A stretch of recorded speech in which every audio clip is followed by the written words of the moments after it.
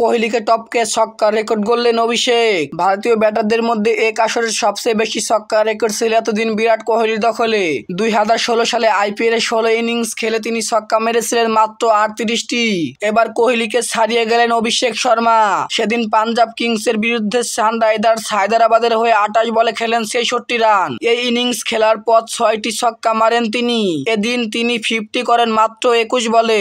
অবাক করার ব্যাপারটা হলো এই মৌসুমে 23 রানে সবচেয়ে ধীরগতির 50 এটি। এবার আইপিএলে তিনি এটাই বিধ্বংস ব্যাটিং করছেন। এর আগে তার একটি 50 ছিল মাত্র 16 বলে, আরেকটি ছিল মাত্র 19 বলে।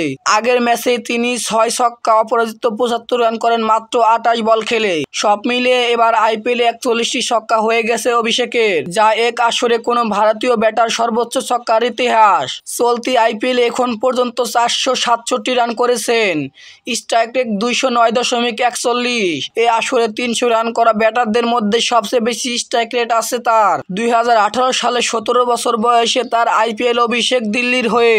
প্রথম ম্যাচে 19 বলে খেলেন মাত্র 46 রান। আইপিএলে হিটু হয়ে তার সময় লেগে যায় অনেকটা। এতটা মারকুটে ব্যাটার তখন ছিলেন না, বরং ব্যাটিং এর সঙ্গে বাঁহাতি স্পিন আর দারুণ ফিল্ডিং মিলিয়ে কার্যকর এক প্যাকেজ মনে হতো তাকে। আইপিএল এর বিশ্ব রেকর্ড গড়লেন অভিষেক শর্মা। দেখা যাক সে কি রেকর্ডটা ধরে রাখতে পারবে।